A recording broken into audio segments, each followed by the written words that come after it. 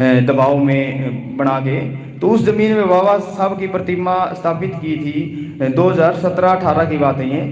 और आज वो 2 दिन पहले की बात है, जींद के जो एसडीएम है, जींद के जो एसपी है, वे जाके उस प्रतिमा को जेसीबी ले जाके और प्रतिमा को उखाड़ देते हैं। कितने दिन पहले का मैटर है ये 2 दिन पहले का मैटर है सर। 2 दिन पहले, यानी पूरे भारत में ऐसा। दिल्ली के अंबेडकर पार्क नाहरपुर गांव का भी एक हिस्सा, रोहिणी सेक्टर 3 का। कल ही कोर्ट में तारीख थी और मनुवादियों के षड्यंत्र के खिलाफ कल एफआईआर दर्ज होनी थी, लेकिन अभी अगली तारीख फिर दे दी गई है। पता नहीं जज साहब किससे डरे हुए हैं कि एफआईआर दर्ज नहीं कर रहे षड्यंत्रों के खिलाफ। खैर, कई जगह तुगलकाबाद, जाटो मोहल्ला, वहां भी बाबा साहब की प्रतिमा खंडित की गई और हमारे लोगों की जमीन हड़प ली गई पुलिस और प्रशासन द्वारा, डीडीए द्वारा।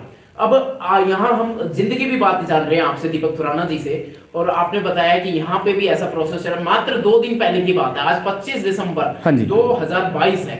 तो प्रशासन का क्या जवाब है? प्रशासन का तो मिली भगत का जीवन संघर्ष दोषियों में ही निकल जाता है, जेलों में निकल जाता है। वे लोग, दबंग लोग गांव के, उस प्रशासन से मिली भगत हैं, उस प्रशासन से मिला हुआ है। और उनको एक कमेटी भी बनाई है, जिस कमेटी का चेयरमैन भी उस एसडीएम को ही बनाया गया है। शर्म की बात यह है, वो एक कमेटी बनाई गई है और जिस कमेटी का अध्यक्ष, उसको एसडीएम जो जींद जातिवादी मानसिकता का लोग, वो एसडीएम है, उसको ही बनाया गया है।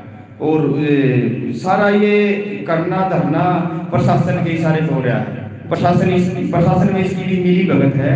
एसडीएम की, एसडीएम किस कैटेगरी से बिलोंग करता है? वो जाट जाति से ही है, लेकिन वो भी ओबीसी में आता है। ओबीसी में नहीं आता सर। यहाँ जाट, हरियाणा के जाट जो है वो जनरल में आते हैं, जनरल में आते हैं, यानी एससी एसटी लागू हो सकता है उसके ऊपर? हो सकता है सर, बिल्कुल। एससी एसटी एक्ट लागू हो सकता है, बिल्कुल।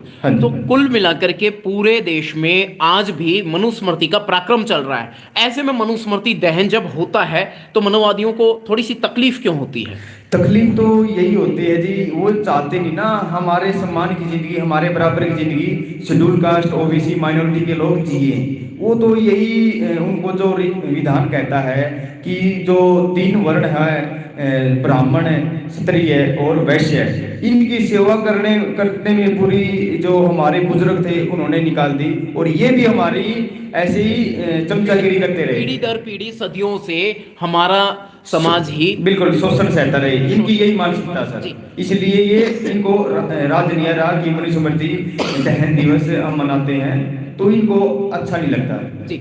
अगले मुद्दे पे मैं आऊंगा। अभी आप ही ने बताया था कि कहीं कोई आप ही का आसपास का क्षेत्र है, पता नहीं कहाँ का जगह, मैं बता देता हूँ। वहाँ का सोशल बाइकआउट, जिला हिसार और भाटला गांव, जिला हिसार भाटला गांव, वहाँ 2017 में जाट जाति के लोगों ने चमार और वाल्मीकि 2 जाति को लोगों का सामाजिक बहिष्कार कर रखा था, जिन्होंने एक हैंडपंप है गांव में, उस हैंडपंप पे पानी लेने के लिए टोकन लगे हुए हैं, नंबर वाइज लगे हुए हैं कि 20 मटके ये भरेंगे, 20 मटके उस जाति के लोग भरेंगे, 20 मटके उस जाति के लोग। तो पहले नंबर था जाट जो जाति के लोग हैं उनके मटके भरने का, तो उन्होंने 20 मटके भर लिए। उसके बाद में आया शेड्यूल कास्ट, चमार जाति और वाल्मीकि जाति के नंबर, तो वाल्मीकि जाति और चमार जाति के लोग मटके भरने लगे।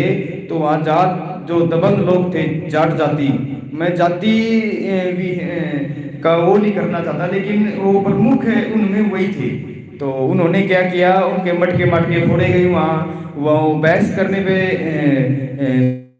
उनको बताने पे, समझाने पे बहस ज्यादा हो गई, जिसकी वजह से मार पिटाई भी हुई। तो दबंग लोग थे, जाट जाति के लोग थे, उन्होंने शेड्यूल कास्ट के ऊपर अटैक किया।